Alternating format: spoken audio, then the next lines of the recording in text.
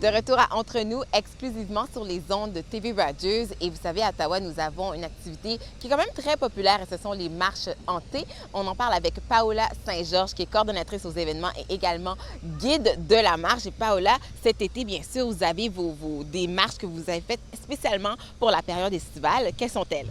On a 2 marches cet été. C'est la 3e année qu'on a ça. Alors, on a les expériences de la marche hantée au domaine Mackenzie King et aussi à Upper Canada Village. OK. Et quand même, c'est des marches particulières. Mackenzie King, plus particulièrement, c'est très populaire aussi, là. En effet, c'est dans le parc de la Gatineau. C'est l'endroit, le domaine de l'ancien premier ministre Mackenzie King. Et bien sûr, les gens sont au courant du côté un petit peu plus coloré de la personnalité de Mackenzie King. Alors, on en a beaucoup à raconter au sujet non seulement de ses croyances au niveau du spiritisme et tout ça, mais il y a des incidents un petit peu difficiles à expliquer qui ont tendance à arriver au domaine. Alors, on partage ça aussi. C'est quelque chose qu'on a appris justement à la Maison Laurier aussi. On a appris que c'est un gars qui était très spirituel aussi. Il y avait même une boule de cristal dans son bureau. Donc, ça correspond vraiment à ce personnage-là. Donc, j'imagine qu'il doit avoir des histoires assez farfelus qui se sont passés peut-être, là. Oui, en effet. Les gens, encore une fois, sont au courant du fait qu'il tentait de communiquer avec sa mère, peut-être avec ses chiens, et même son mentor, Sir Wilfrid Laurier. Oui, alors, on a le lien, justement, avec la Maison Laurier aussi. Alors oui, on parle de tout ça, mais on est dans un endroit qui est tellement paisible, tellement beau. C'est complètement différent de l'expérience qu'on a au cœur du centre-ville. On peut parler tout bas. Okay. L'atmosphère est entièrement différente. Puis en passant, c'est sombre la nuit dans le parc de la Gatineau. Alors, on a beaucoup d'ambiance. On a beaucoup d'ambiance, certainement. Et également le Upper Canada Village. Qu'est-ce qu'il y a de particulier dans cet endroit? Alors là, on est à Morrisburg dans ce cas-là. Et puis, on a un village pionnier qui est désert. C'est après le départ du public. Alors, on a l'endroit à nous. Il fait noir en campagne et c'est très sombre. Et justement, on a ces édifices qui ne sont plus utilisés, bien, où on ne vit plus. Et c'est ça, il y a encore des activités assez étranges qui ont eu lieu dans cet endroit-là, qui continuent à arriver. Alors, c'est ça, on partage ça à Upper Canada Village aussi. Tu as dit qu'ils continuent à arriver? Ben oui, toujours, toujours. Et c'est de même pour Mackenzie King aussi. En fait, il y a un incident dont on avait parlé dans une de nos histoires à Mackenzie King, c'est que parfois à l'intérieur des édifices, un des édifices en particulier, on va entendre le son très clair de quelqu'un qui est en train de remonter une montre. Mais ça vient d'une pièce qui est vide. Alors, on a partagé ça avec un groupe et dans ce groupe-là, on avait une des interprètes du domaine et le menton lui est tombé et après, la randonnée nous a dit, c'est ça que j'avais entendu. J'avais entendu ce son-là, je ne pouvais pas me l'expliquer et elle avait entendu elle-même. Alors, elle était très étonnée.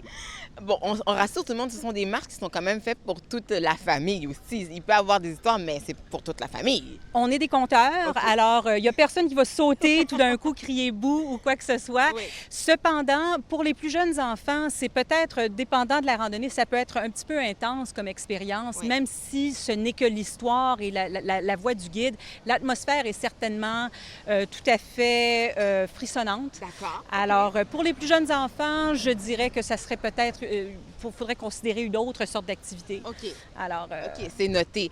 Mais là, quand même, les marches hantées ont débuté comment ici à Ottawa? On vous est rendu à la combienième année, au fait?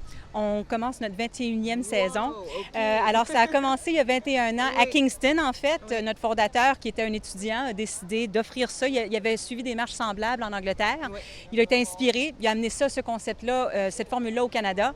Et peu de temps après, on était rendu à Ottawa aussi. Et maintenant, on est dans les 3 villes, Ottawa, Kingston et Toronto. OK. Et on a vraiment des endroits, édifices à Ottawa qui ont des histoires. Bon, là, on a parlé des activités estivales, mais à part ça, vous avez quand même vos marches traditionnelles aussi, vos randonnées habituelles. C'est ça. Oui. Alors, nos randonnées classiques, la marche hantée originale, elle se poursuit à tous les soirs durant l'été. Fantômes et Potences aussi, c'est l'autre marche qu'on offre.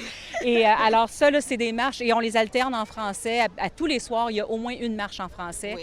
Alors, il y a la possibilité de faire nos marches en ville aussi. Là, on est quand même devant le musée Bytown. Est-ce que vous avez des activités justement avec le musée Bytown ou du moins, est-ce que ça fait partie de vos parcours?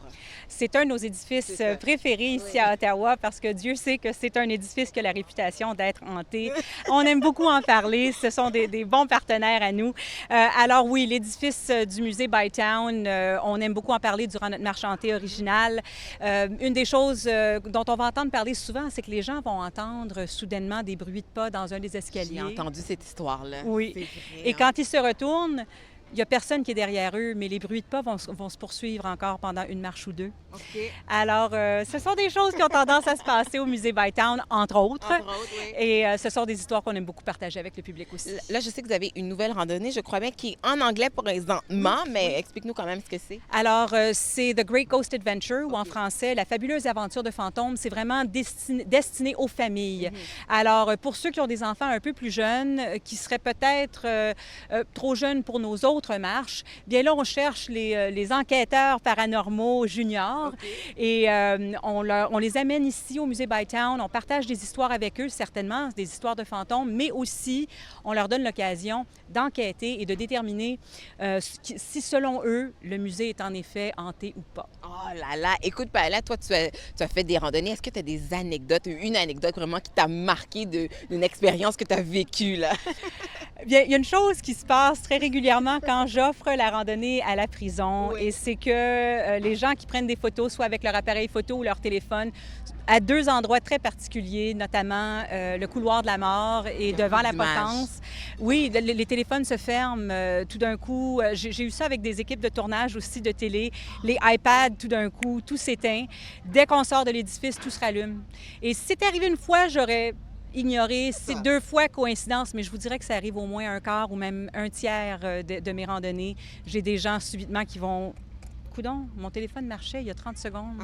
J'ai mis une nouvelle pile dans ma caméra ou quoi que ce soit. Alors, il y a quelque chose là-bas. Et c'est où ça? Ça, c'est à la prison, à l'ancienne prison d'Ottawa, maintenant l'auberge de jeunesse. OK. Oui. Donc, à découvrir, Paola, les gens, il faut s'inscrire. Comment ça fonctionne pour participer aux marches hantées? On suggère aux gens de visiter notre site web qui est marchehantée.com et de s'inscrire d'avance, ou du moins quand les plans se concrétisent.